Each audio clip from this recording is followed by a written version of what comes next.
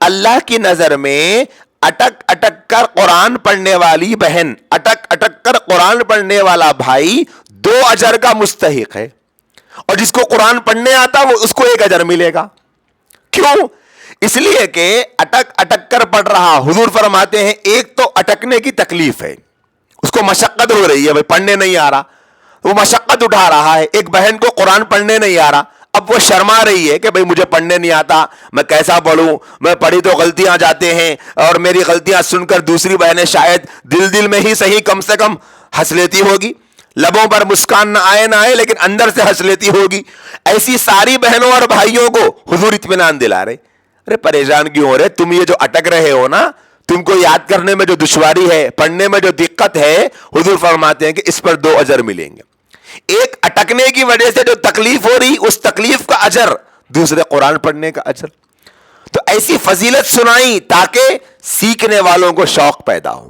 بھائی اب کوئی حرج کی بات نہیں ہے، اٹک کے آ رہی ہے کوئی بات نہیں ہے، جب تک اٹک کے ساتھ پڑھیں گے 2 اجر تو ملتے ہی رہیں گے، پھر جب اٹک ختم ہو گئی تو پھر قرآن مجید پڑھنے کا 1 اجر ملے گا، اور بھی بہت سارے اجر ملیں گے۔ قرآن مجید کا حق ادا کرنے کا اجر ملے گا، قرآن مجید کو سن پر اس پر عمل کرنے کا اجر ملے گا، قرآن کے ادب و احترام کا اجر ملے گا۔ یہ جو قرآن ہے یہ ایسی عظیم الشان کتاب ہے، اس جیسی کتاب آج تک دنیا میں نہ آئی، نہ قیامت تک آ سکتی۔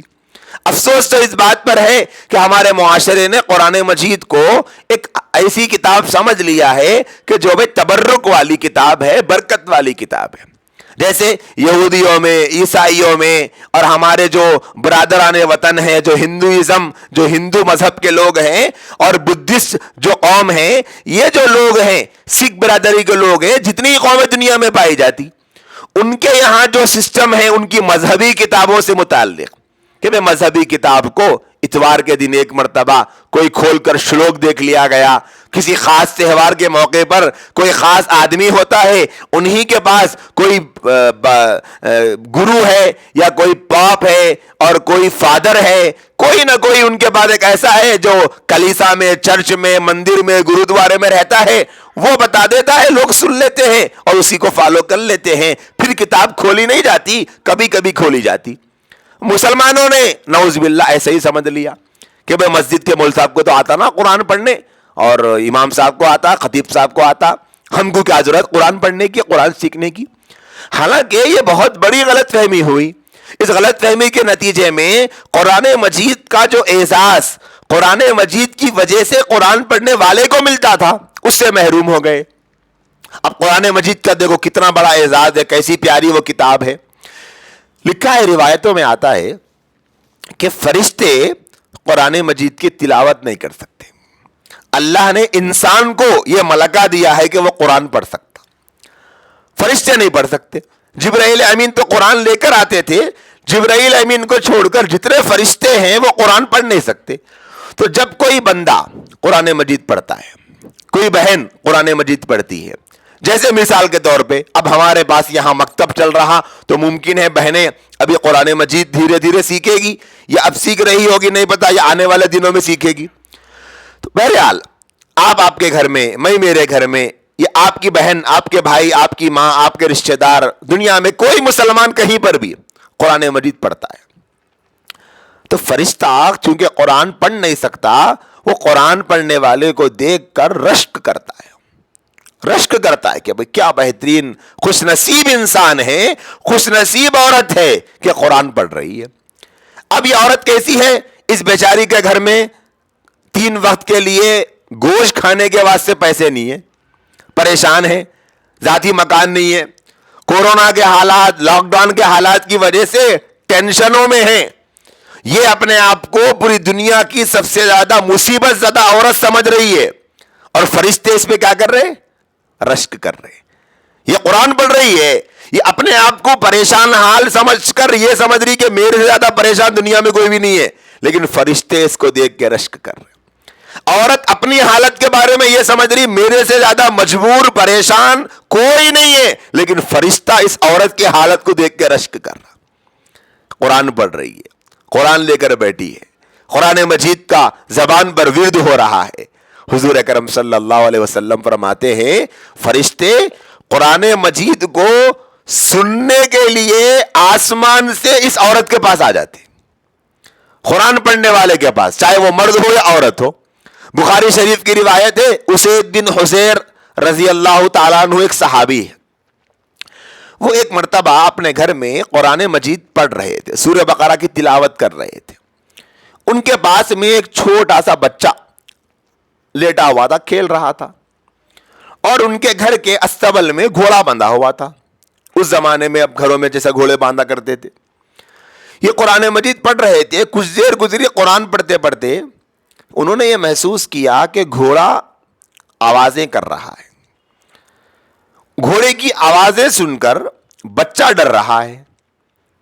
انہوں نے سمجھا کہ شاید کبھی کبھی گھوڑے اس طرح آوازیں کرتے ہو, ویسی آواز ہو. لیکن دیکھا کہ کچھ دیر کے بعد گھوڑے کی آوازوں میں تیزی آ گئی اور وہ آواز بڑھاتا جا رہا, بچہ ڈرتا جا رہا.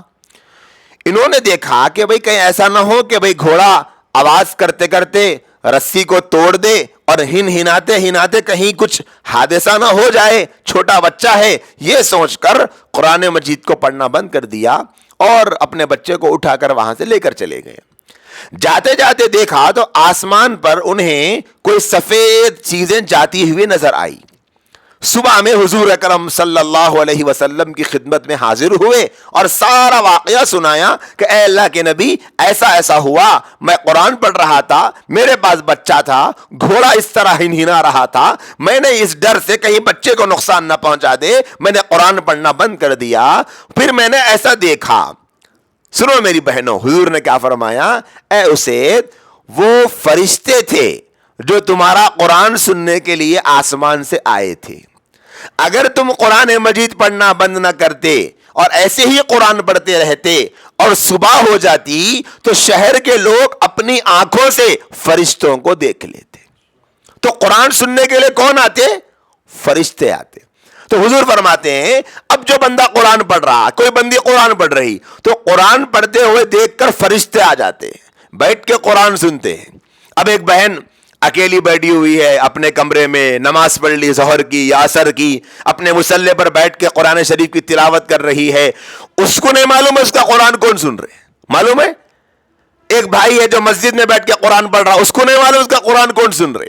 مدرسے میں بچے, مدرسے میں لڑکیاں بیٹھ کے قرآن مجید پڑھ رہے ہیں, وہ کیا سمجھ رہے کہ مول صاحب ہے نگرانی کر رہے, ان کو نہیں معلوم کا قرآن کون سن رہے. فرشتے قرآن سننے کے لیے آسمان سے آتے. پھر سنیے آگے کیا ہوتا ہے.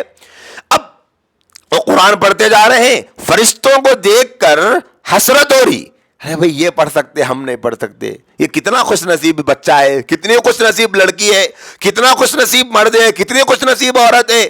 تو اب جیسے مثال کے طور پہ کوئی ایسی بہن ہو کہ جس کو آم کھانا بڑا پسند ہے, بھائی بڑا لذیذ پھل ہوتا ہے, میٹھا ہوتا ہے. اب وہ بہن کھا نہیں سک رہی, سامنے والی بیٹھ کے کھا رہی. اب بولے کہ نہیں آپ کا شوگر بہت بڑھے ہوا ہے, آم نہیں کھانا, بولے نہیں کھانا بولے. لیکن اب دل تو بولتا نا دیکھ کے, اللہ بیچاری دیکھو کتنا اچھا مزے لے لے کے کھا رہی, ایک ایک چمچہ وہ اٹھا کے منہ میں ڈال رہی, تو آم تو آگے والی بہن کے منہ میں جا رہا لیکن مزہ اس کے منہ میں آ رہا. ارے کتنا اچھا ہے, کتنا اچھا, کتنا اچھا بول کے. تو اب دل کیا بولتا, دل یہ بولتا کہ بھئی وہ اس کے ہاتھ میں کا چمچہ لے کے میں کھا لینا بول کے. اب مجبوری کی وجہ سے نہیں کھا رہی ہے. ایک مثال ہے سمجھنے کے واسطے. اب ہمارا ذہن چونکہ ایسی مثالوں سے سمجھتا, اس لیے یہ مثال ہے, ورنہ قرآن مجید کے بارے میں کوئی مثال سوٹ نہیں ہو سکتی. قرآن کا مقام بہت بڑا ہے, بہت اونچا ہے. تو اب فرشتوں کو ایسی فیلنگ آتی, ارے بھئی یہ پڑھ سک رہے, ہم نہیں پڑھ سک رہے, یہ پڑھ سک رہے, ہم نہیں پڑھ سک رہے. تو حدیث میں آتا ہے کہ وہ فرشتے قرآن مجید پڑھنے والی بہن, پڑھنے والے بھائی کے قریب آ کے بیٹھ جاتے. دور تھے پہلے, قریب آ کے بیٹھ گئے. اب وہ قرآن پڑھ رہی ہے تو ان کو برداشت نہیں ہو رہا, دیکھا نہیں جا رہا, یہ اتنا بہترین کلام ہم نہیں پڑھ سکتے, یہ لوگ پڑھ رہے, اب کیا کرنا, کچھ تو کرنا نا. حدیث میں آتا ہے فرشتوں کو قرآن پڑھنے والے کا قرآن دیکھ دیکھ کر صبر نہیں آتا. یہ اتنا پیارا کلام اسے ایسے ہونٹوں سے پڑھ رہے ہیں, ہم اپنے ہونٹوں سے یہ پاک کلام پڑھ تو نہیں سکتے, لیکن کم سے کم یہ جو پیارے اور خوش قسمت ہونٹ ہیں جو یہ قرآن پڑھ رہے ہیں, ان ہونٹوں کو ہم چوم لیتے. حدیث میں آتا ہے کہ فرشتے قرآن پڑھنے والے کے ہونٹوں کو چوم لیتے ہیں قرآن کے اعزاز میں. سوچو آپ, یہ قرآن جو آج ہمارے گھرانوں میں رکھا ہوا ہے. اللہ معاف فرمائے اگر میں یہ جملہ کہوں تو غلط نہیں ہوگا, لیکن مجبوری ہے کہنے کی, دل نہیں چاہتا کہنے کو. ہمارے پورے گھر میں سب سے زیادہ بے حیثیت اگر کوئی چیز ہے تو وہ قرآن ہے. اللہ حفاظت فرمائے. ہم نے بنا دیا ویسا, گھر کی ہر چیز یوز میں ہے قرآن کو چھوڑ کے, سب یوز میں آتا. پیالیاں دیکھو ہمارے گھروں کے, ایسا چمکتے رہتے لگتا کہ دن میں 100 مرتبہ نظر پڑی گھر والی کی, اور پڑتی بھی. یہاں تک کہ پیالی ڈنڈی پلٹی ہوئی رہی تو بھی بہنوں کو برداشت نہیں آتا. ارے نہیں ایسا نہیں, ایسا جمانا, ارے ایسا جمائے تو کیا ہوتا, نہیں کچھ بھی نہ ہوتا مگر ایسا جمانا تو اچھا دکھتا میرے کو. اتنی باریک باریک فکر.